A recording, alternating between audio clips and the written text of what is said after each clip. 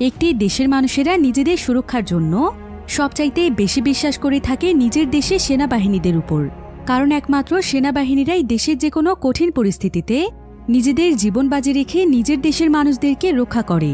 কিন্তু কি হবে, হঠাৎ করে কোনো দেশের সেনাবাহিনী যদি নিজের দেশের মানুষদেরকে হত্যা করতে শুরু করে এবং তারা হয়ে যায় স্বৈরাচার সরকারের হাতের পুতুল, আর নিজেদের স্বার্থ হাসিলের জন্য রাস্তায় ফেলতে থাকে নিরীহ মানুষদের লাশ, তাহলে সেই দেশের পরিস্থিতি কতটা ভয়ানক হতে পারে। কিছুদিন আগে বাংলাদেশে ঘটে যাওয়া ছাত্র আন্দোলনের মাধ্যমে এই বিষয়টি আমরা বেশ ভালোভাবেই বুঝতে পেরেছি। তবে আমাদের বাংলাদেশের মতোই ঠিক এমনই একটি ঘটনা ঘটেছিল সাউথ কোরিয়ায়। সময়টা ছিল 1980 সাল, যখন হঠাৎ করে একটি ছাত্র আন্দোলনের ফলে সেই দেশের সেনাবাহিনীরা হত্যা করেছিল সেখানকার শত শত নিরীহ মানুষদেরকে। তবে এই ঘটনাটি তারা পুরো পৃথিবীর কাছ থেকে আড়াল করার জন্য এমন এমন জঘন্য কাজ করেছিল যেটা আপনারা কল্পনাও করতে পারবেন না। এই গল্পটি দেখার সময় আপনাদের কাছে মনে হতে পারে যেন আমরা আমাদের বাংলাদেশেরই আরও একটি বাস্তব চিত্র দেখছি। আসলে মানুষ যে কতটা স্বার্থপর এবং নিষ্ঠুর হতে পারে সেটা এই গল্পটি দেখলে কিছুটা হলেও বুঝতে পারবেন, কারণ এই গল্পের নির্মমতা বারবার আপনার চোখে অশ্রু এনে দেবে। তাহলে চলুন ঘুরে আসা যাক ইতিহাসের এক নির্মম সত্য ঘটনার গল্প থেকে। তো গল্পটি শুরু হয় সাউথ কোরিয়ার সিওল শহরে। সময়টা ছিল 1980 সালের দিকে, যেখানে আমরা একজন ট্যাক্সি ড্রাইভারকে দেখতে পাই। তার নাম হচ্ছে কিম। কিম খুবই সহজ সরল এবং পরিশ্রমী একজন মানুষ। তো সারাদিন ট্যাক্সি চালিয়ে রাতের বেলা কিম বাড়িতে ফিরে আসে। সে সিওল শহরেরই ছোট্ট একটি গলির মধ্যে ভাড়া বাসায় থাকে। আসলে কিমের আর্থিক অবস্থা খুব একটা ভালো ছিল না, যার ফলে গত 4 মাস ধরে সে তার বাড়ি ভাড়াটাও দিতে পারেনি। তবে তারপরও সে অনেক সুখী একজন মানুষ। পৃথিবীতে কিমের আপন বলতে তেমন কেউই ছিল না, শুধুমাত্র ছিল তার 11 বছর বয়সী ছোট্ট একটি মেয়ে, যার নাম হচ্ছে ইয়ংজং। কিম তার মেয়েকে তার জীবনের চাইতেও অনেক বেশি ভালোবাসে। আজ থেকে প্রায় অনেক বছর আগে ইয়ংজংয়ের মা মারা গিয়েছে, আর তারপর থেকেই কিম তার মেয়েকে একা হাতেই মানুষ করছে। যদিও সে তার মেয়েকে অনেক বেশি ভালোবাসে, কিন্তু দারিদ্রতার কারণে অনেক সময় সে তার মেয়েকে পছন্দের জিনিসগুলো কিনে দিতে পারে না, যেটার জন্য তার নিজেরই অনেক বেশি খারাপ লাগে।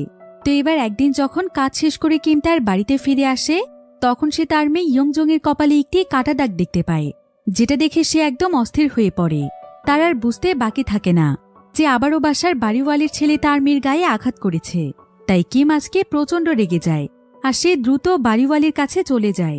তো কিম এখানে তার ছেলের নামে নালিশ করতেই যাবে, কিন্তু তার আগেই বাড়িওয়ালি তাকে বলে, আপনার উচিত আপনার মেয়েকে ভদ্রতা শেখানো। দেখুন তো, ও আমার ছেলেটাকে মেরে কি করেছে।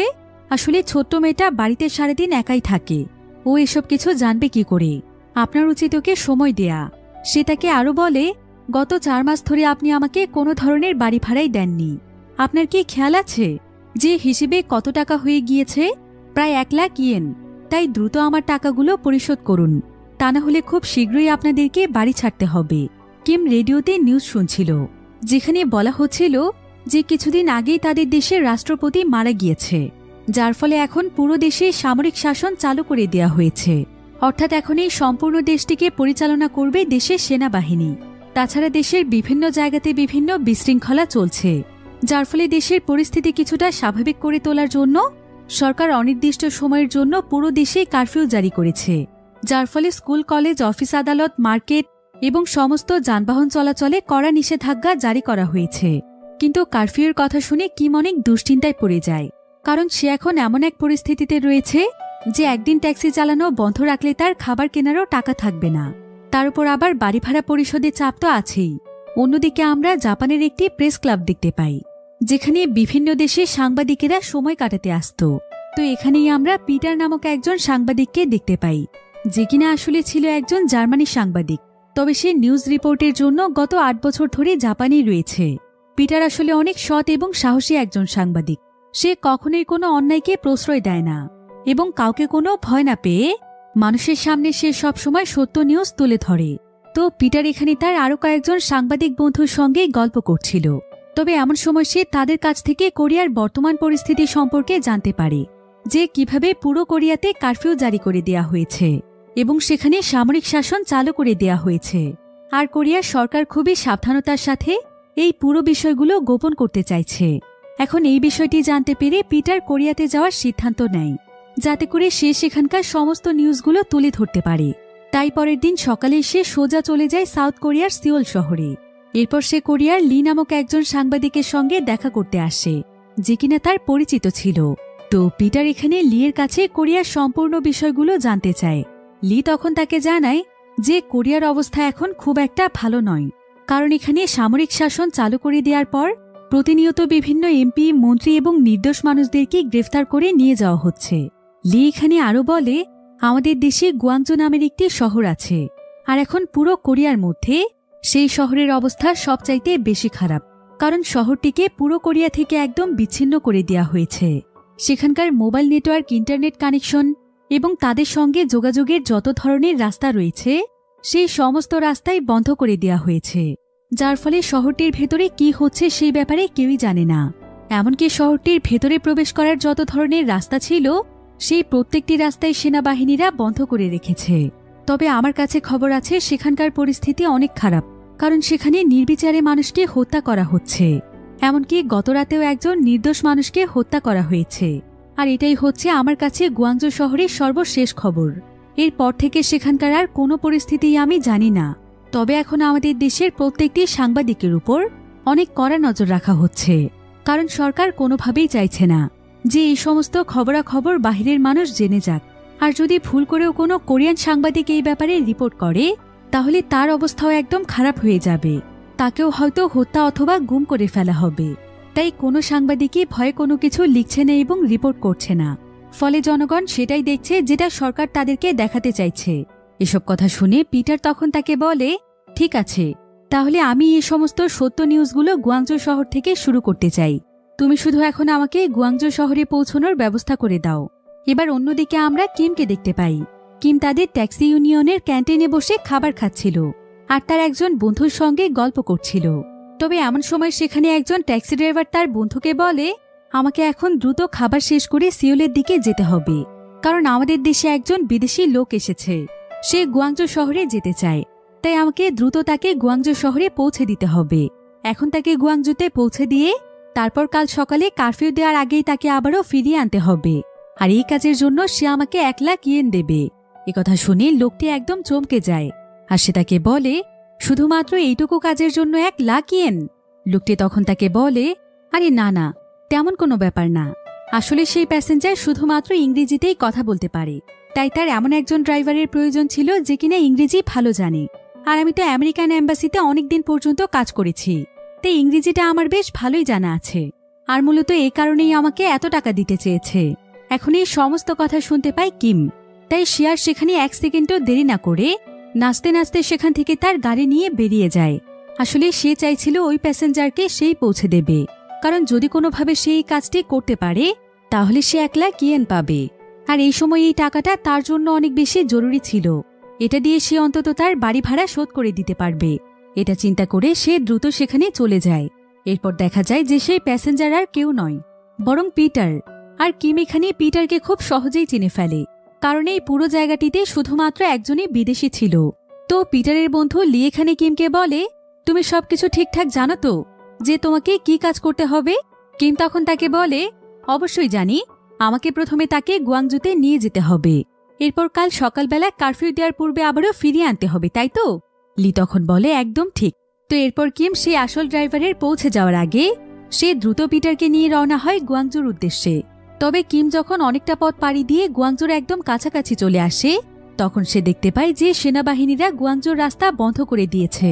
অর্থাৎ সেই শহরে কেউ প্রবেশ করতে পারবে না এবং কেউ বের হতে পারবে না। কিম এতে বেশ অবাকই হয়, কারণ কারফিউ শুরু হওয়ার কথা কাল সকাল থেকে। তাহলে এখন কেন এই শহরের রাস্তা বন্ধ আছে সে সেটাই বুঝতে পারছে না। তবে এমন সময় দেখা যায় যে তাদের গাড়িটি দেখতে পেয়ে সেখানে সেনাবাহিনীর কয়েকজন সদস্য আসে, আর তারা তাদেরকে গাড়ি খুঁড়িয়ে সেখান থেকে চলে যেতে বলে, কারণ এই শহরে নাকি কিছুদিন আগে থেকেই কারফিউ জারি করে দেওয়া হয়েছে। এখন একথা শুনে কিম তখন গাড়ি নিয়ে ফিরতে শুরু করে সিওলের দিকে। তবে পিটার এতে কিছুটা রেগে যায় আর সে তাকে বলে, আমি তোমাকে ভাড়া করেছি গুয়াংজো শহরে যাওয়ার জন্য, আর তুমি কিনা আমাকে ফিরিয়ে নিয়ে যাচ্ছ। যদি তুমি আমাকে গুয়াংজো শহরে না পৌঁছে দাও তাহলে আমি বলে দিচ্ছি তোমাকে আমি 1 টাকাও দেব না। যদিও কিম খুব একটা ভালো ইংরেজি বুঝতে পারত না, কিন্তু অল্প অল্প হলেও পিটারের কিছু কথা সে বুঝতে পারে। এরপর সে পিটারকে বলে, আচ্ছা তুমি কি এমন কাজ করো যে এত ভয়ানক পরিস্থিতিতেও তোমাকে গুয়াংজুতে যেতে হবে? পিটার তখন তাকে বলে, আমি কি কাজ করি সেটা তোমার জানার বিষয় নয়। আসলে পিটার এখানে সকলের কাছ থেকে নিজের পরিচয় গোপন করে রাখছিল, কারণ তার পরিচয় ফাঁস হয়ে গেলে সমস্যা হতে পারে। তবে কিম ভাবছিল যে পিটার হয়তো কোনো বিজনেসম্যান, আর গুয়াংজু শহরে তার অনেক জরুরি কাজ থাকতে পারে। তাই সে অনেক গভীর এক জঙ্গলের ছোট্ট একটি রাস্তা দিয়ে প্রায় অনেকটা জায়গা ঘুরে ঘুরে গুয়াংজুর উদ্দেশ্যে যাচ্ছিল। আর এটা ছিল সেই শহরে পৌঁছানোর গোপন একটি রাস্তা। কিন্তু কিছু দূর আসার পরে কিম দেখতে পায় যে এই রাস্তার মধ্যেও সেনাবাহিনীরা কয়েকটি ক্যাম্প বসিয়ে বন্ধ করে রেখেছে। কিন্তু পিটারকে তো কিমের যেভাবেই হোক সেই শহরে পৌঁছে দিতেই হবে। তাই এখানে কিমের মাথায় একটি আইডিয়া আসে। কিম তখন এখানে একজন সোলজারকে বলে, স্যার আমার সঙ্গে একজন বিদেশি বিজনেসম্যান আছে। সে গুয়াংজু শহরে তার ব্যবসার কাজ করতে এসেছিল, আর যখন এখানে কারফিউ নির্দেশ দেওয়া হয়েছে তখন সে তার নিজের দেশে ফিরে যাচ্ছিল। কিন্তু আজকে এয়ারপোর্টে পৌঁছানোর পর সে দেখতে পায় যে সে তার সবচাইতে গুরুত্বপূর্ণ কাজের ফাইলটি শহরের মধ্যেই রেখে এসেছে, আর ওই ফাইলটি ছাড়া সে কোনোভাবেই নিজের দেশে পৌঁছতে পারবে না। তাই এখন যেভাবেই হোক তাকে ফাইলটি আনতে যেতেই হবে। আপনারা দয়া করে একটু বোঝার চেষ্টা করুন। এখন কিমের এই সমস্ত কথা সেখানকার সমস্ত সোলজাররা বিশ্বাস করে, ফলে তারা তাদেরকে শহরে প্রবেশ করতে দেয়। এখন এই চেক পয়েন্টে পার হওয়ার পর কিম এখানে পিটারকে বলে, আমি তোমার জন্য যেই কাজটি করছি সেটা অনেক ঝুঁকিপূর্ণ একটি কাজ, তাই আমি চাই আমার পেমেন্টটা তুমি এখনই করে দাও। কিন্তু পিটার তখন তাকে কিছু টাকা দিয়ে বলে, আমি এখন শুধুমাত্র অর্ধেক টাকাই পে করব, বাকিটা যখন তুমি তোমার কাজ শেষ করবে তখন দেব। কিম এতে সম্মতি জানায়। এরপর কিম পিটারকে নিয়ে চলে আসে গুয়াংজু শহরের ভেতরে। কিন্তু শহরটিতে প্রবেশ করে কিম একদম চমকে যায়, কারণ এই শহরটি সবসময় মানুষ দ্বারা পরিপূর্ণ থাকত, আর সেই শহরের দূর দূরান্ত পর্যন্ত আজকে কোনো মানুষ নেই। শহরের ঘরবাড়ি, স্কুল, কলেজ, দোকানপাট সবকিছু পুরোপুরিভাবে বন্ধ ছিল। এমনকি পুরো শহরটিকে দেখে মনে হচ্ছিল যে শহরটিতে হয়তো কোনো বিপর্যয় এসে ধ্বংস হয়ে গিয়েছে। তো পিটার এখানে এই সমস্ত কিছু ভিডিও করছিল। এবার এমন সময় দেখা যায় যে একটি ট্রাকে করে অনেকগুলো স্টুডেন্ট শহরের সমস্ত জায়গাতে ঘুরে বেড়াচ্ছিল। তারা আসলে তাদের শহরে চলতে থাকা সামরিক শাসনের বিরুদ্ধে আন্দোলন করছিল। তবে হঠাৎ করে কিমদের গাড়ি দেখতে পেয়ে তারা তাদের গাড়ির সামনে দাঁড়িয়ে যায়। এরপর পিটার সঙ্গে সঙ্গে তার ক্যামেরা নিয়ে তাদের কাছে চলে যায়। তবে তারা ইংরেজিতে কথা বলায় তারা কেউ তেমনভাবে তার কথা বুঝতে পারছিল না। কিন্তু এই সমস্ত ছাত্রগুলোর মধ্যে জেসিক নামক একজন ছাত্র ছিল, আর এই জেসিকি মূলত ছাত্র আন্দোলনের নেতৃত্ব দিচ্ছিল, আর সে ইংরেজি অনেক ভালোভাবে জানত। তাই সে ট্রাক থেকে নেমে পিটারের সঙ্গে কথা বলতে শুরু করে। এরপর তারা যখন জানতে পারে যে পিটার একজন ইন্টারন্যাশনাল সাংবাদিক, তখন তারা খুশিতে একদম আত্মহারা হয়ে পড়ে, কারণ এতগুলো দিন ধরে তাদের শহরে আন্দোলন চলছে, কিন্তু একজন সাংবাদিকও তাদের কাছে আসেনি। এমনকি তাদের কাছে এখন কোনো ধরনের সোশ্যাল মিডিয়া না থাকার কারণে তাদের শহরের কোনো পরিস্থিতি বাহিরের মানুষ জানতে পারছিল না। তাই তারা চাইছিল যেভাবেই হোক দেশের সকল মানুষ যেন তাদের শহরের পরিস্থিতি সম্পর্কে জানতে পারে, আর তাদের শহরের এই নির্মম পরিস্থিতি শুধুমাত্র মিডিয়ার লোকেরাই তুলে ধরতে পারবে। এতে করে তারা হয়তো স্বৈরাচারের সামরিক শাসন থেকে মুক্তি পাবে।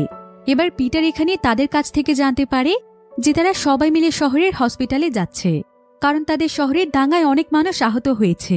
একথা শুনে পিটার তখন সঙ্গে সঙ্গে তাদের ট্রাকে উঠে পড়ে, আর তাদের সঙ্গে সমস্ত পরিস্থিতি দেখতে যেতে চায়। এবার পিটার কিমকেও বলে তাদের ট্রাকের পেছনে পেছনে আসতে। যদিও কিম কিছুটা দূর তাদের পেছন পেছন যায়, কিন্তু হঠাৎ করে সে তার গাড়ি ঘুরিয়ে ফেলে, আর সঙ্গে সঙ্গে সে সিওল শহরের উদ্দেশ্যে রওনা হয়, কারণ সে শহরের এমন পরিস্থিতি দেখে অনেক ভয় পেয়ে গিয়েছিল। তাই সে আর কোনো ঝুঁকি নিতে চাইছিল না।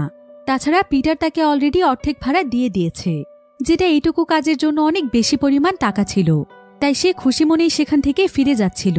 কিন্তু এমন সময় দেখা যায় একজন বৃদ্ধ মহিলা কিমের কাছে সাহায্য চায়। সে কিমকে বলে তাকে শহরের হসপিটালে পৌঁছে দিতে।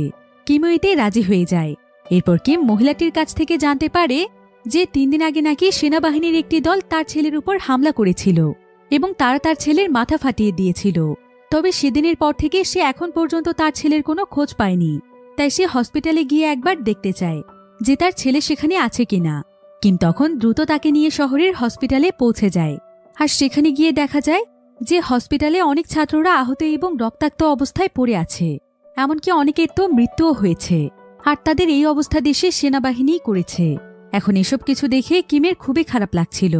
তবে এমন সময় কিমকে দেখতে পেয়ে তার কাছে পিটার এবং জেসিক আসে। পিটার এখানে কিমকে বলে, তুমি আমার ব্যাগ নিয়ে কোথায় পালিয়ে গিয়েছিলে? তোমাকে কত সময় ধরে খুঁজে বেড়াচ্ছি জানো? একথা শুনে কিম অনেক রেগে যায়, আর সে তাকে বলে, তুমি কি আমাকে চোর বলতে চাইছো? আমি কেন তোমার ব্যাগ নিয়ে পালাতে যাব? আমি তোমার ব্যাগ নেইনি। তবে কিমের গাড়ি খুলে দেখা যায় যে তার গাড়ির মধ্যেই তার ব্যাগটি রয়েছে। কিম এতে বেশ অবাক হয় আর বলে যে সে বিষয়টি খেয়ালই করেনি। তাই সে সঙ্গে সঙ্গে কিমকে বাকি অর্ধেক ভাড়া দিয়ে দেয়, অর্থাৎ সেই 50,000 ইয়েন। এখন এটা দেখে সেখানে থাকা সবাই একদম অবাক হয়ে যায়। বিশেষ করে হসপিটাল চত্বরে যে ট্যাক্সি ড্রাইভাররা ছিল তারা তো আরও বেশি অবাক হয়, কারণ সিওল থেকে এখানে আসার ভাড়া অনেক কম ছিল। জেসিক তখন সেই ট্যাক্সি ড্রাইভারকে বলে, এটা তো শুধুমাত্র অর্ধেক টাকা, এখানে আসার আগে তাকে আরও 50,000 ইয়েন দেয়া হয়েছে। একথা শুনে সেই ট্যাক্সি ড্রাইভার প্রচণ্ড রেগে যায় এবং বলে, তুমি অলরেডি তাকে অনেক টাকা বেশি দিয়ে ফেলেছ, তাই এই টাকা তুমি তোমার কাছেই রাখো। কিন্তু পিটার এখানে জোর করেই কিমকে টাকা দিচ্ছিল। তবে সেই লোকটি পিটারকে টাকা ফিরিয়ে দিয়ে কিমকে বলে, তোমার মতো লোভী মানুষদের জন্যই আমাদের কোরিয়ার বদনাম হয়। বিদেশি মানুষকে পেয়ে এত টাকা বেশি নেওয়ার কি আছে? এত লোভ করা ভালো নয়, বুঝেছ? এখন এই কথাটি কিমের অনেক আত্মসম্মানে লাগে। সে তখন পিটারকে সেই টাকাটি ফিরিয়ে দিয়ে বলে, তুমি এখন টাকাটি তোমার কাছেই রাখো। আমি আগে তোমার সমস্ত কাজ কমপ্লিট করে দিয়ে যখন তোমাকে সিওলে নিয়ে যাব তখন আমার ফুল পেমেন্ট তুমি করে দিও। এরপর কিম পিটারকে তার গাড়িতে তুলে নেয়। পিটার আবার তার সঙ্গে জেসিককেও নিয়েছিল, কারণ জেসিক পিটারকে তাদের শহরের সমস্ত পরিস্থিতি ঘুরে ঘুরে দেখাবে। আর সে যেহেতু ইংলিশ ভাষা জানত, তাই এখানকার সাধারণ জনগণদের কথা সে তাকে ট্রান্সলেট করে বোঝাবে। এরপর জেসিক তাদেরকে শহরের একটি জায়গাতে নিয়ে যায়, যেখানে শহরের অনেক মানুষ সেনাবাহিনীদের বিরুদ্ধে আন্দোলন করছিল। জেসিক তখন এখানে চিৎকার করে সবাইকে বলে, তোমরা সবাই এখানে এসো, আমাদের শহরের নিউজ করার জন্য এখানে একজন সাংবাদিক এসেছে। একথা শুনে সবাই প্রচণ্ড খুশি হয়ে যায়। তারা হাততালির মাধ্যমে পিটারকে ওয়েলকাম জানায়, কারণ তারা সবাই সাংবাদিকদের অপেক্ষাতেই ছিল। আর পিটার এখানে এই সমস্ত পরিস্থিতির ভিডিও ফুটেজ নিচ্ছিল। তো এবার খুব ভালোভাবে সমস্ত পরিস্থিতি ক্যামেরাতে রেকর্ড করার জন্য সে সেখানকার অনেক উঁচু একটি বিল্ডিংয়ে চলে যায়, যেখানে এই শহরের লোকাল একজন সাংবাদিক ছিল। তো সেই সাংবাদিক এখানে পিটারকে বলে যে এখানে নিউজ করতে হলে তাকে খুবই সাবধানে থাকতে হবে, যাতে করে কোনোভাবেই সেনাবাহিনী তাকে দেখতে না পায়, কারণ এখন এই শহরে কোনো সাংবাদিকের আসা পুরোপুরিভাবে নিষেধ। তাই যদি সে কোনোভাবে ধরা পড়ে যায় তাহলে তাকে সহ তাকে যারা যারা সাহায্য করেছে তাদের সবাইকে সেনাবাহিনীরা মেরে ফেলবে। তো এবার পিটার উপর থেকে আন্দোলনকারী মানুষদের ভিডিও ফুটেজ নিচ্ছিল। এখানে তারা সবাই অনেক শান্তিপূর্ণভাবেই আন্দোলন করছিল, কিন্তু হঠাৎ করেই দেখা যায় রাস্তার অপর পাশ থেকে প্রচুর পরিমাণে সেনাবাহিনী সেখানে চলে আসে। আর তারা কোনো প্রকারের ওয়ার্নিং ছাড়াই সকলের উপর গুলি চালাতে শুরু করে। এমনকি তারা মানুষদেরকে মারতে মারতে রক্তাক্ত করে ফেলতে থাকে। সেই সাথে তারা সেখানে টিয়ারশেল গ্যাসেরও ব্যবহার করে, যাতে করে প্রত্যেকেই তারা ধরে ধরে মেরে ফেলতে পারে। এখানে অনেক মানুষকেই মেরে তারা লাশগুলোকে অনেক নির্মমভাবে ছুঁড়ে ফেলছিল। আর এই নির্মম দৃশ্যগুলো পিটারের মনে অনেক দাগ কেটে যায়, কারণ পিটার ভাবছিল যে দেশের সেনাবাহিনী তাদের নিজের দেশেরই মানুষের উপর এতটা নির্মম কিভাবে হতে পারে। এখন এই সমস্ত ভিডিওগুলো আরও পরিষ্কারভাবে নেয়ার জন্য পিটার দৌড়ে নিচে চলে যায়, যাতে করে সে সামনে থেকেই ভিডিও নিতে পারে। পিটার অনেক সাহসিকতার সাথে সামনে থেকে ভিডিও নিতে শুরু করে, যেখানে প্রচণ্ড গোলাগুলি চলছিল। তবে কিম তাকে সেখান থেকে বারবার টেনে নিয়ে আসার চেষ্টা করছিল, কিন্তু পিটারের মনে এত পরিমাণ ক্ষোভ জন্মেছে যে সে কোনোভাবেই সেখান থেকে নড়ছিল না। সে জীবনের ঝুঁকি নিয়ে সম্পূর্ণ পরিস্থিতির ভিডিও করছিল, কিন্তু এমন সময় তাকে আবার সেনাবাহিনীর একজন বড় অফিসার দেখে ফেলে।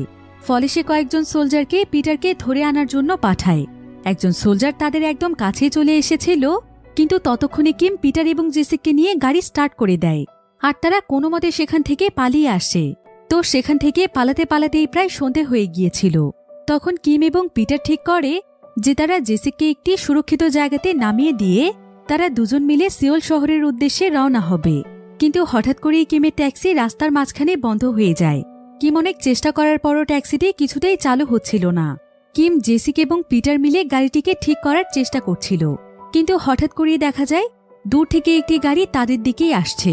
তারা তিনজন এতে খুবই ভয় পেয়ে যায়, কারণ তারা ভেবেছিল যে এটা সেনাবাহিনীর গাড়ি।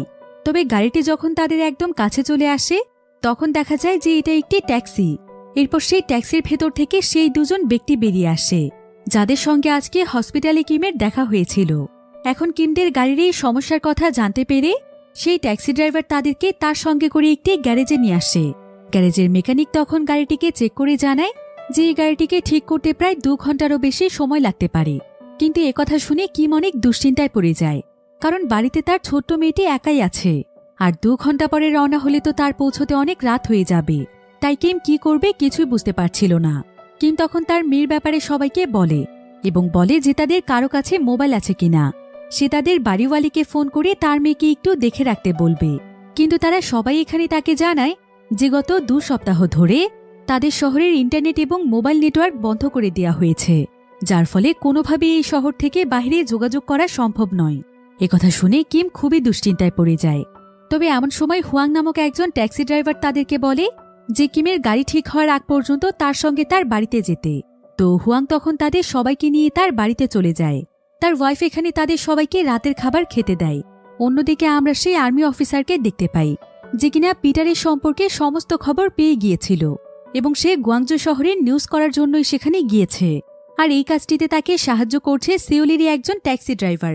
এদিকে পিটাররা যখন খাবার খাচ্ছিল ঠিক তখনই হঠাৎ করেই তারা বাহির থেকে একটি বিস্ফোরণের আওয়াজ শুনতে পায়। এরপর বাহিরে গিয়ে তারা দেখতে পায় যে তাদের শহরের টেলিভিশন সেন্টারে আগুন জ্বালিয়ে দেওয়া হয়েছে। আসলে এই টেলিভিশন চ্যানেলটি এই শহরের হলেও এই চ্যানেলটিতে শুধুমাত্র মিথ্যে নিউজ উপস্থাপন করা হচ্ছিল। তারা এই শহরে ঘটে যাওয়া সমস্ত ঘটনার দোষ জনগণের উপর চাপাচ্ছিল। তাই এখানকার জনগণ আজকে ক্ষিপ্ত হয়ে এই টেলিভিশন সেন্টারটাকেই জ্বালিয়ে দিয়েছে। এখন এটা দেখতে পেয়ে পিটার জেসিকা এবং কিমকে নিয়ে সেই টেলিভিশন সেন্টারের সামনে চলে যায় যাতে করে সেই পুরো ঘটনাটির ভিডিও ধারণ করতে পারে।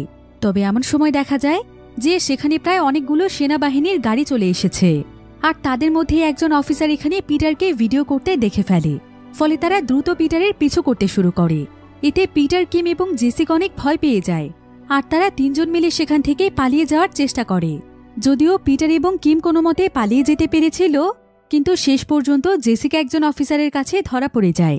সেই অফিসার তখন তার মাথায় বন্দুক তাক করে আর সে পিটার এবং কিমের উদ্দেশ্যে বলে, আমি জানি তোমরা আশেপাশেই আছো, যদি এই ছেলেটিকে বাঁচাতে চাও তাহলে এক্ষুনি আমার সামনে চলে এসো। কিন্তু জেসিক তখন তাকে বলে, আপনি যে রিপোর্টারকে কথাগুলো বলছেন সে বিদেশি, সে কোরিয়ান ভাষা বোঝে না, তার সঙ্গে শুধুমাত্র ইংরেজিতেই কথা বলতে হয়। সেই সোলজার তখন তাকে জানায় যে সে খুব ভালো একটা ইংরেজি বুঝতে পারে না, তাই সে জেসিককেই পিটারকে এই কথাগুলো বলতে বলছিল। তবে জেসিক এখানে তাদেরকে ইংরেজিতে বলে, এখানে যা কিছুই হয়ে যাক তোমরা আর ফিরে এসো না, আমি যতটুকু সম্ভব এই সোলজারদেরকে এখানে আটকে রাখার চেষ্টা করছি, তোমরা পালিয়ে যাও, কারণ তোমাদের কাছে এখানকার সমস্ত ভিডিও ফুটেজগুলো রয়েছে যেগুলোর মাধ্যমে হয়তো আমাদের শহরের হাজারো মানুষের প্রাণ বেঁচে যাবে। তোমরা ধারণাও করতে পারবে না যে এখন পর্যন্ত কত মানুষের প্রাণ গিয়েছে, আমার নিজেরই কত কাছের বন্ধুরা মারা গিয়েছে।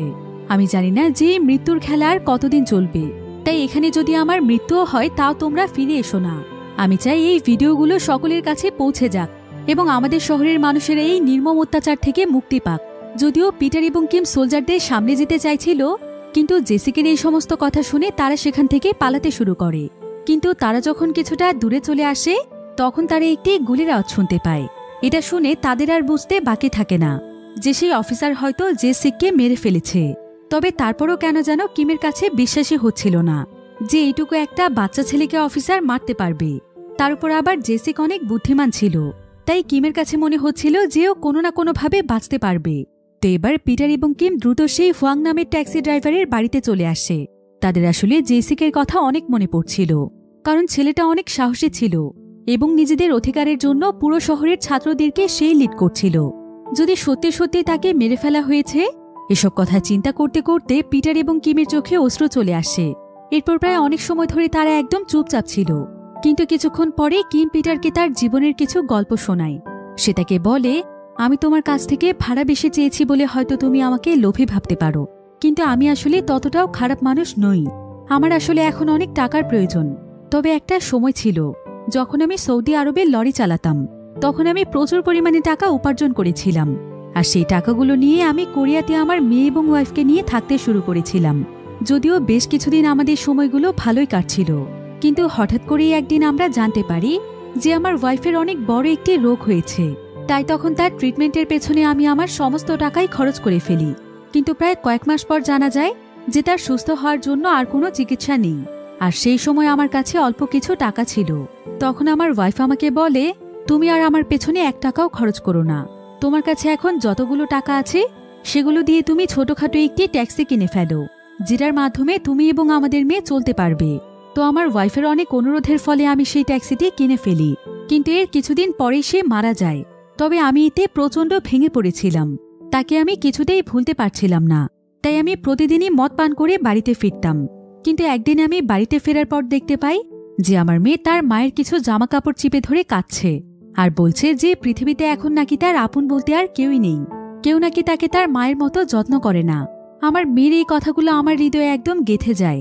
তখন আমি আমার ভুল বুঝতে পারি যে আমি হয়তো মদ পান করে ঠিকই তাকে ভুলে থাকছি, কিন্তু আমার মেয়েটা কি দোষ করেছে? এখন তো তার অন্তত বাবার ভালোবাসা পাওয়ার অধিকার রয়েছে। তাই আমি সেদিনের পর থেকে মদ পান করা ছেড়ে দেই এবং বাঁচতে শুরু করি শুধুমাত্র আমার মেয়ের জন্য। আর এখন আপন বলতে আমার মেয়ে শুধু আমিই আছি। আমার কিছু হয়ে গেলে তাকে দেখার মতো আর কেউ নেই। এখন কিমের এসব কথা শুনে পিটার অনেক ইমোশনাল হয়ে যায়। এরপর তারা দুজনেই সেখানে ঘুমিয়ে পড়ে।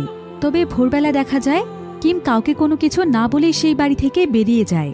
সে আসলে তার মেয়ের কাছে ফিরে যাওয়ার সিদ্ধান্ত নিয়েছে, কারণ তার কিছু হয়ে গেলে তার মেয়েকে কে দেখবে, এই দুশ্চিন্তায় তাকে কুড়ে কুড়ে খাচ্ছিল। তাই সে কোনো ধরনের ঝুঁকি না নিয়ে সিওলের উদ্দেশ্যে বেরিয়ে যায়। তবে আসলে কাল সারারাত পিটার ঘুমোয়নি। আর কিম যখন চলে যাচ্ছিল পিটার সেই সমস্ত বিষয়টি বুঝতে পেরেছিল, কিন্তু সে কিমের মেয়ের কথা চিন্তা করে তাকে আর সেখানে আটকায় না। অন্যদিকে কিম যখন তার ট্যাক্সি নিয়ে চলে যাচ্ছিল ঠিক তখনই তার সামনে দৌড়ে হুয়াং নামক সেই ট্যাক্সি ড্রাইভারটি আসে।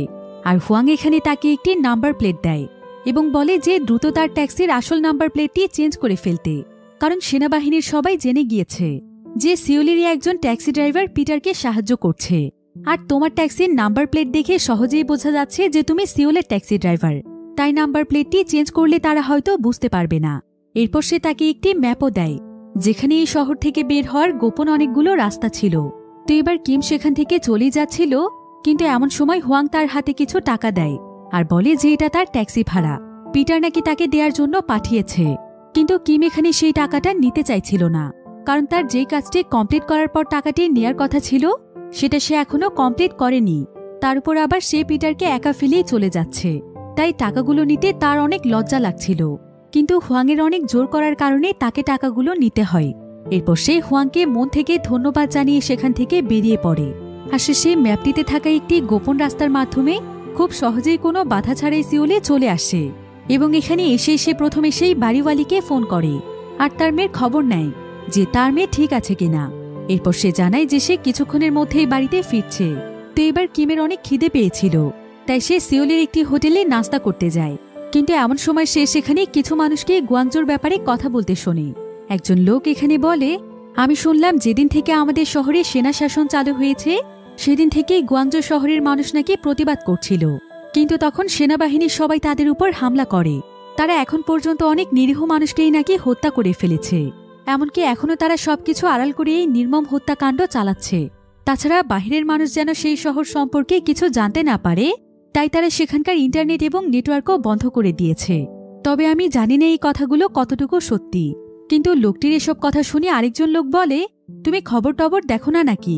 শুধু শুধু আমাদের দেশের সেনাবাহিনীর নামে বদনাম কেন করছো? তারাই তো আমাদের প্রকৃত বন্ধু। তারা কোনো নিরীহ মানুষদেরকে হত্যা করেনি, বরং তাদের উপরে উল্টো সেখানকার ছাত্র সমাজ হামলা করেছে। এমনকি এই ঘটনার সঙ্গে সেখানকার সাধারণ মানুষও জড়িত আছে। এখন পর্যন্ত তারা প্রায় শতাধিক সেনাকে মেরে ফেলেছে। তাছাড়া যদি কোনো সেনা কোনো মানুষকে মেরেও থাকে তাহলে সেটা শুধুমাত্র নিজেদেরকে বাঁচানোর জন্য। নিউজ পেপার এবং টিভি চ্যানেলগুলোতে তো এইসব পরিষ্কারভাবেই দেখানো হচ্ছে। তখন সেই লোকটি তাকে বলে, আচ্ছা ঠিক আছে, সব মানলাম, কিন্তু সেই শহরের ইন্টারনেট এবং নেটওয়ার্ক বন্ধ কেন? এরপর সেই লোকটি বলে, আসলে সেখানকার ছাত্ররাই সেখানকার টাওয়ার ভেঙে দিয়েছে, তাই হয়তো এই অনাকাঙ্ক্ষিত ঘটনা ঘটতে পারে। এখন এই সমস্ত কথা শুনে কিমের অনেক মন খারাপ হয়ে যায়, কারণ সে তো নিজের চোখে দেখে এসেছে যে সেনাবাহিনীরা সেখানকার মানুষদেরকে কিভাবে মারছে, আর বাহিরের মানুষ কিনা উল্টো নিরীহ মানুষদেরকেই দোষারোপ করছে। এটা তো তাদের সাথে অনেক বড় অন্যায়। আসলে শহরের মানুষ সেই সমস্ত জিনিসে বিশ্বাস করছে যেগুলো মূলত টিভি চ্যানেল এবং নিউজ পেপারে তাদেরকে দেখানো হচ্ছে। আর এভাবে চলতে থাকলে হয়তো এই নির্মম সত্য ঘটনা সকলের আড়ালেই থেকে যাবে। এসব ভেবে কিমের খুবই মন খারাপ হয়ে যায়।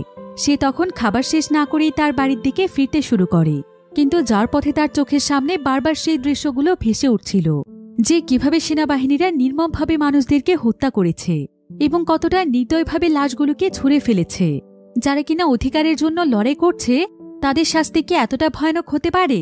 কিম এখানে সেই শহরের মানুষের কথা চিন্তা করতে করতে তাদের জন্য তার অনেক খারাপ লাগছিল, আর সে নিজের অজান্তেই তাদের জন্য কাঁদতে শুরু করে এবং তার ভেতরে ভেতরে অনেক অনুশোচনা তৈরি হয়, কারণ সে পিটারকে সেখানে ফেলেই চলে এসেছে।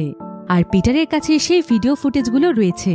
তাকে ফেলে আসাটা তার একদমই উচিত হয়নি, কারণ এই ভিডিওগুলোর মাধ্যমেই হয়তো সেই শহরের মানুষ ন্যায্য বিচার পাবে। কিম এখানে তার মেয়ের কথাও একবার চিন্তা করে, কিন্তু পরক্ষণেই সে ভাবে যে তার মেয়ে অন্তত এখানে সুরক্ষিত আছে। কিন্তু গুয়াংজো শহরের কত মা বাবার বুক যে খালি হয়ে যাচ্ছে, এটা সে একজন মানুষের কখনো মেনে নিতে পারে না। তাই সে সঙ্গে সঙ্গে আবারও তার ট্যাক্সি ঘুরিয়ে গুয়াংজো শহরে চলে যায়।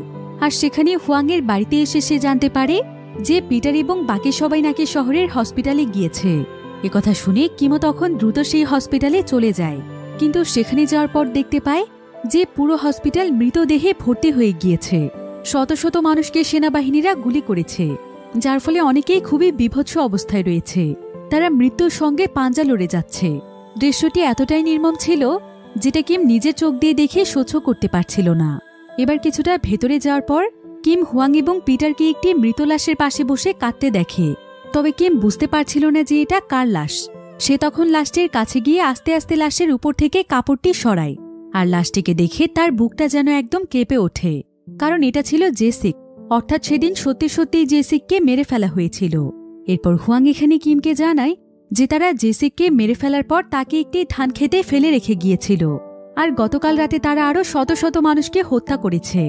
এখন তো শহরে এত পরিমাণ লাশ হয়ে গিয়েছে যে সেই লাশগুলোকে কবর দেওয়ার মতো কফিন পর্যন্ত শেষ হয়ে গিয়েছে।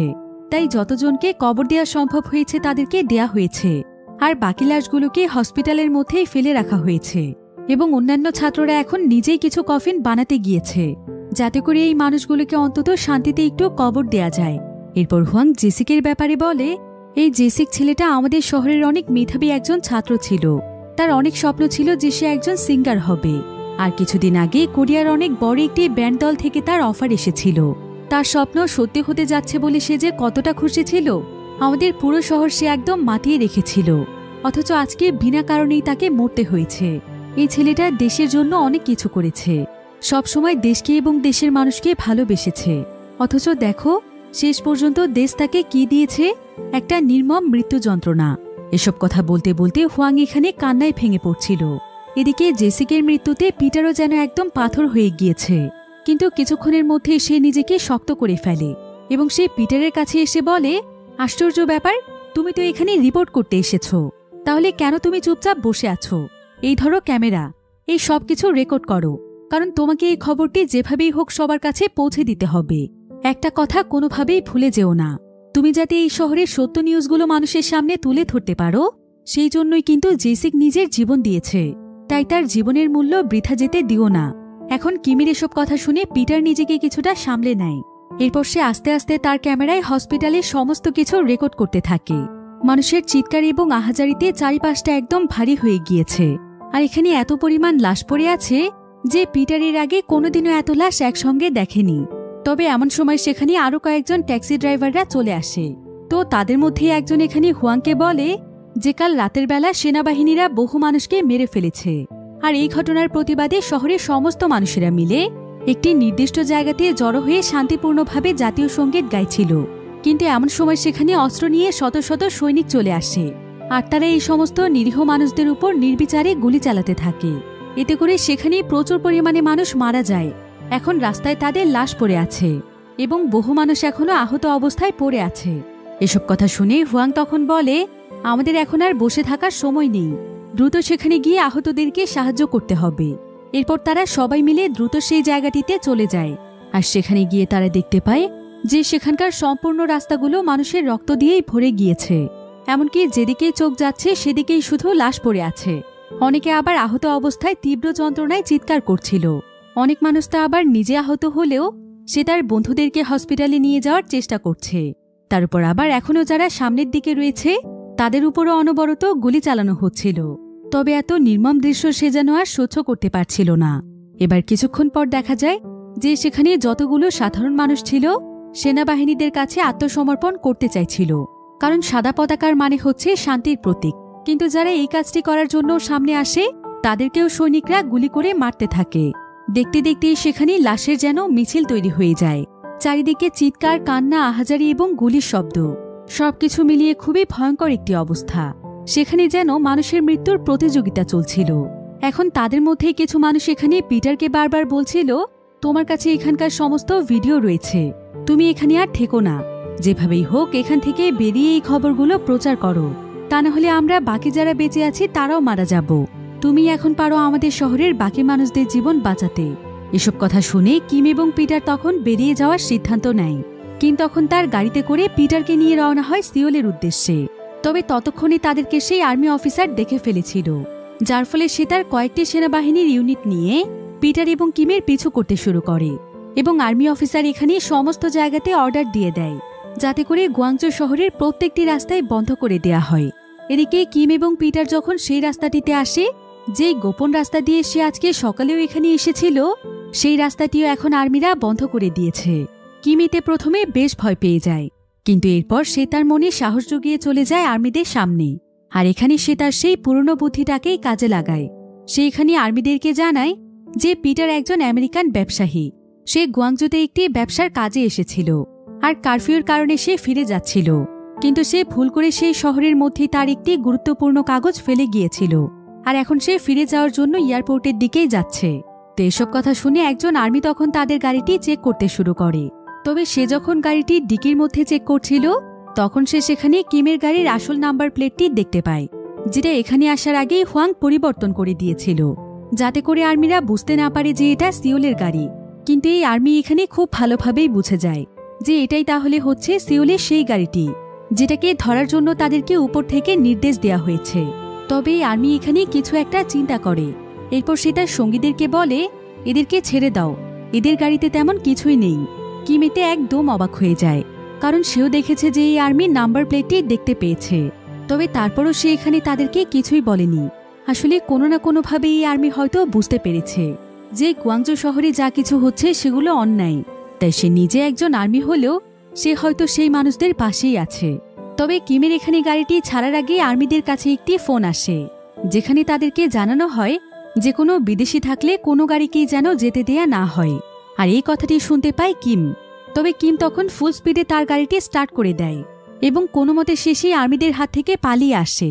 তবে ততক্ষণে সেখানে দলবল নিয়ে সেই আর্মি অফিসার চলে এসেছিল এবং তারা এখানে কিমদেরকে গুলি করে মারতেই যাচ্ছিল। এক পর্যায়ে মনে হচ্ছিল যে কিমদের হয়তো বাঁচার আর কোনো উপায় নেই, কিন্তু ঠিক এমন সময় সেখানে আরও বেশ কয়েকটি ট্যাক্সি চলে আসে, যেগুলো ছিল হুয়াং এবং তার বন্ধুদের ট্যাক্সি। তারা কিম এবং পিটারকে বাঁচানোর জন্যই ছুটে এসেছে। তো তারা এখানে কৌশলে কিমদের গাড়িটিকে একদম সামনে পাঠিয়ে দেয়, যার ফলে কিম পিটারকে নিয়ে খুব সহজেই সেখান থেকে বেরিয়ে আসতে পারে। কিন্তু এই কাজটি করতে গিয়ে হুয়াং এবং তার বেশ কয়েকজন বন্ধু সেখানেই মারা যায়। আর এই ঘটনাটি পিটার এবং কিমকে আরও অনেক বেশি কষ্ট দিচ্ছিল। তবে এবার রাতের বেলা দেখা যায় যে কিম এবং পিটার কোরিয়ার এয়ারপোর্টে এসেছে, যাতে করে পিটার তাড়াতাড়ি এখান থেকে পালিয়ে যেতে পারে। অন্যদিকে আর্মি অফিসাররা এয়ারপোর্টে খবর নিয়ে জানতে পারে যে পিটার নাকি আগামীকাল সকাল 10টার একটি ফ্লাইটের টিকিট বুক করেছে, অর্থাৎ সে কাল সকালেই কোরিয়া থেকে পালাবে। তাই সম্পূর্ণ আর্মি ফোর্স কাল সকালবেলায় তাকে ধরার প্ল্যান তৈরি করছিল। কিন্তু এদিকে দেখা যায় পিটার এয়ারপোর্টে গিয়ে 1 ঘন্টা পরেরই জাপানের একটি টিকিট কেটে ফেলে। এরপর সে কিমের কাছে এসে বলে যে সে যেন একটি খাতার মধ্যে তার নাম্বার এবং অ্যাড্রেস লিখে দেয়। এরপর সে কিমকে বলে, আমি এখান থেকে ফিরে গিয়ে প্রথমেই এই খবরগুলো টেলিকাস্ট করে দেব, তারপর পরিস্থিতি কিছুটা স্বাভাবিক হলে আমি আবারও ফিরে আসব এবং তোমার সঙ্গে দেখা করব। এরপর কিম একটি ডায়েরির মধ্যে তার নাম এবং ঠিকানা পিটারকে লিখে দেয়। এবার পিটার যাওয়ার আগে কিমকে অনেক শক্ত করে একবার জড়িয়ে ধরে। সে খুব সুন্দরভাবে তার কাছ থেকে বিদায় নিয়ে প্লেনে উঠে পড়ে। আর কিম সঙ্গে সঙ্গেই ফিরে আসে তার মেয়ের কাছে। সে তার মেয়েকে দেখতে পেয়ে তাকে জড়িয়ে ধরে প্রচণ্ড কাঁদতে শুরু করে, কারণ সে ভাবতেই পারেনি যে সে তার মেয়েকে আবারও দেখতে পাবে। এবার পরের দিন দেখা যায় যে পিটার সেই সমস্ত ভিডিও এবং রিপোর্টগুলো একটি আন্তর্জাতিক টিভি চ্যানেলের মধ্যে ছড়িয়ে দিয়েছে, যার ফলে দেখতে দেখতেই পুরো পৃথিবীর মধ্যে এই নিউজটি একদম ভাইরাল হয়ে যায় যে কোরিয়ার সরকার কিভাবে সেনাবাহিনীদের মাধ্যমে গণহত্যা চালাচ্ছে, যার ফলে পুরো বিশ্বের কাছে কোরিয়ার সরকার স্বৈরাচার হিসেবে আখ্যায়িত হয়। আর আন্তর্জাতিক চাপের মুখে পড়ে এই সরকারকে কোরিয়া থেকে সেনা শাসন তুলে নিতে হয়। এভাবেই কোরিয়ার মানুষ তাদের ন্যায় বিচার পায়। এবার কিছুদিন পরে দেখা যায় যে পিটার আবারও কোরিয়াতে ফিরে এসেছে কিমের সঙ্গে দেখা করার জন্য। কিন্তু আসলে তাকে কিম যে নাম্বার এবং ঠিকানা দিয়েছিল সেগুলো পুরোপুরি ফেক ছিল, তাই পিটার আর তাকে কোনোভাবেই খুঁজে পায় না। তবে পিটার বুঝতে পেরেছিল যে কিম হয়তো তার মেয়ের কথা ভেবে কোনো ঝামেলায় পড়তে চাইছিল না, তাই হয়তো সে তার সঠিক নাম ঠিকানা দেয়নি। এবার এই ঘটনার পর প্রায় 23 বছর সময় কেটে যায়। সালটা ছিল 2003। বর্তমানে নতুন সরকার কোরিয়াকে পরিচালনা করছে। পিটারকে বর্তমান সরকার অ্যাওয়ার্ড দেওয়ার জন্য ডেকে পাঠিয়েছে, কারণ সেই সময় কোরিয়ার মানুষদের অধিকার আদায়ের জন্য পিটার নিজের জীবন বাজি রেখে যেই কাজটি করেছিল সেটা কোনো কোরিয়ান রিপোর্টারও করতে পারেনি। তাই তারই সাহসিকতার জন্য আজকে তাকে পুরস্কৃত করা হবে। তো এবার অ্যাওয়ার্ড নেওয়ার জন্য পিটার যখন স্টেজে ওঠে তখন সে সকলের উদ্দেশ্যে কিছু কথা বলে। সে এখানে সবাইকে জানায়, আমি আসলে সেই সময় যেই কাজটি করেছি সেই কাজটি শুধুমাত্র আমি একা করিনি, এর পেছনে আমার প্রিয় একজন বন্ধুর অনেক অবদান রয়েছে। মূলত সেই তার জীবন বাজি রেখেছিল বলে আমি আজকে বেঁচে আছি। তার সাহসিকতার জন্যই আমি এই নিউজগুলো সকলের কাছে পৌঁছে দিতে পেরেছি। আর আমার সেই বন্ধু হচ্ছে কোরিয়ারই একজন ট্যাক্সি ড্রাইভার। আমার বিশ্বাস আমার কথাগুলো সে এখনো শুনছে, তাই আমি তার উদ্দেশ্যে একটি কথা বলতে চাই। আমি এখনো তার জন্য অপেক্ষা করছি। আমি তার সঙ্গে একবার হলেও দেখা করতে চাই। আর আমার জীবনের এখন শেষ ইচ্ছে হচ্ছে আমি মৃত্যুর আগে অন্তত একবার কিমকে দেখতে চাই। কথাগুলো বলতে বলতে পিটার অনেক বেশি ইমোশনাল হয়ে যায়। অন্যদিকে দেখা যায় যে কিম এখনো কোরিয়াতে ট্যাক্সি চালানোর কাজ করে। এরপর কিম এখানে একটি নিউজ পেপারের মাধ্যমে পিটারের বলা এই সমস্ত কথাগুলো জানতে পারে। কিম এতে অনেক বেশি ইমোশনাল হয়ে যায়। 23 বছর আগের সেই নির্মম ঘটনা যেন তার চোখের সামনে ভেসে ওঠে। কিম তখন নিউজ পেপারে থাকা পিটারের একটি ছবির দিকে তাকিয়ে বলে, আমিও তোমাকে দেখতে চাই পিটার। মৃত্যুর আগে আমিও তোমার মতো মহান মানুষকে আরও একবার দেখে যেতে চাই। আর এখানেই এই নির্মম গল্পটি শেষ হয়ে যায়। মুভির একদম শেষ দৃশ্যে আমরা আসল পিটারকে দেখতে পাই, যে কিনা কিম এবং তার সঙ্গে ঘটে যাওয়া ঘটনাগুলোর বর্ণনা দিচ্ছিল। এমনকি সে তার মৃত্যুর 1 বছর আগে পর্যন্ত কিমের সঙ্গে দেখা করতে চেয়েছিল, কিন্তু তার এই ইচ্ছেটি আর কখনোই পূরণ হয়নি। 2016 সালে সে তার এই অপূর্ণ ইচ্ছে নিয়ে পৃথিবী থেকে বিদায় নেয়। আর তখন থেকে আজ পর্যন্ত কিমের আর কোনো খোঁজ পাওয়া যায়নি। যদিও সময়ের সাথে সাথে পৃথিবীর এই সমস্ত নির্মম ইতিহাসগুলো চাপা পড়ে যায়। মানুষ ভুলে যায় অধিকার প্রতিষ্ঠার জন্য নিজেদের জীবন বাজি রাখা মানুষদেরকে। তবে যুগে যুগে পিটার এবং কিমের মতো মানুষেরা বারবার ফিরে আসে, কখনো আবু সাইদ হয়ে, আবার কখনো মুগ্ধ হয়ে।